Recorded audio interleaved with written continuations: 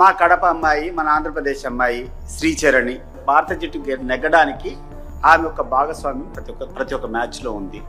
గతంలో చంద్రబాబు నాయుడు కానీ మీరు కానీ ఎవరైనా ఈ రాష్ట్రానికి సంబంధించినటువంటి క్రీడాకారులు ఎవరైనా ప్రతిభ సాధిస్తే మీరు వెంటనే ఫైనాన్షియల్గా బెనిఫిట్స్ కానీ వాళ్ళకి స్థలాలు కానీ ఉద్యోగాలు కానీ ఇవన్నీ ఇచ్చేవాళ్ళు. మరి వేరే రాష్ట్రాల్లో చూస్తుంటే వాళ్ళ రాష్ట్రాలకు సంబంధించినటువంటి క్రీడాకారులు ఎవరైనా ఆ జట్టులో ఉంటే వాళ్ళందరికీ ₹1 పారితోషికం ఇచ్చినట్టు నేను పేపర్లో చూస్తున్నా. మిగిలిన రాష్ట్రాలు వాళ్ళకి సంబంధించినటువంటి ప్లేయర్స్ ఎవరైనా వాళ్ళ రాష్ట్రాలకు సంబంధించినటువంటి ప్లేయర్స్ నిన్న జట్టులో ఉంటే వాళ్ళందరికీ ₹1 అనౌన్స్ చేశారు.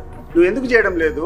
వాస్తవానికి మహిళా ప్రపంచ కప్ మన దేశం గెలిచినప్పుడు ముఖ్యమంత్రి చంద్రబాబు లండన్ లో ఉన్నారు. ఆ విషయం తెలిసి కూడా వైసీపీ పులివెందుల నాయకుడు సతీష్ రెడ్డి కప్పు గెలిచిన రెండో రోజే శ్రీచరణికి ఏమి ఇవ్వలేదంటూ మాట్లాడారు అని చెప్పడం కన్నా జగన్ మాట్లాడించాడు అని చెప్పడం కరెక్ట్. కేవలం ఆ క్రికెటర్ రెడ్డి అవడం వల్ల చిన్న చూపు చూస్తున్నారంటూ దారుణంగా రెడ్లలో కూటమి ప్రభుత్వంపై వ్యతిరేకత తీసుకువచ్చే ప్రయత్నం చేశాడు జగన్. వివరాలు మాట్లాడుకునే ముందు అసలు ఏ రాష్ట్రాల్లో క్రీడాకారిణులకు ఎంతెంత పారితోషికాలు ఇచ్చారనే విషయం మాట్లాడుకుందాం. టాప్ 1 ఏపీలో మన చంద్రబాబు శ్రీచరణి రెడ్డికి ₹2,50,00,000 నగదు, కడపలో 1000 చదరపు గజాల స్థలం, గ్రూప్ 1 అధికారిగా ప్రభుత్వ ఉద్యోగం ప్రకటించారు. టాప్ 2 మహారాష్ట్రలో vice captain Smriti Mandhana, star batwoman Jemimah Rodrigues, left arm spinner Radha Yadav ఒక్కొక్కరికి ₹2,25,00,000 బహుమతిగా అందించారు. టాప్ 3 దీప్తికి ఉత్తరప్రదేశ్ ప్రభుత్వం ₹1,50,00,000 నజరానా ప్రకటించింది.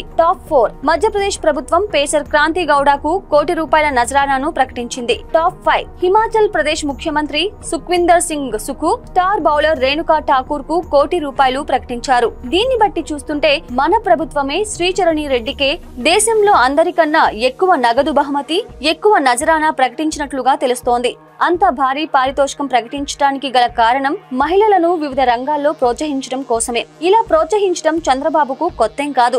గతంలో సైనా నెహ్వాల్, సానియా మీర్జా, గుత్తా జ్వాల, పివి సింధు, కోనేరు హంపి, హారికా ద్రోణవల్లి లాంటి మహిళా క్రీడాకారులను తగిన రీతిలో గౌరవించారు చంద్రబాబు. అంతేకాదు మహిళల క్రికెట్ కు వన్నె తెచ్చిన మాజీ కెప్టెన్ మిథాలీ రాజ్ పేరును విశాఖలోని క్రికెట్ స్టేడియంలో ఒక స్టాండ్ కు పెట్టారు. ఆంధ్ర క్రికెట్ అసోసియేషన్ ఈ గౌరవాన్ని అందించింది. అక్టోబర్ 12వ తేదీన ఐటీ మంత్రి నారా లోకేష్, ఐసీసీ చైర్మన్ జైషా ఈ మిథాలీ రాజ్ స్టాండ్ ను ప్రారంభించారు. చంద్రబాబు ఎంత ఉన్నతంగా ఉన్నా వైసీపీ వారికున్న కుల మత జాడ్యాలను చంద్రబాబుకు ఆపాదిస్తూ దూరమైన రెడ్లను మళ్లీ తన దగ్గరకు చేర్చుకునేందుకు జగన్ ఇలాంటి కుల రాజకీయాలు చేస్తున్నాడని రాజకీయ విశ్లేషకులు అభిప్రాయపడుతున్నారు.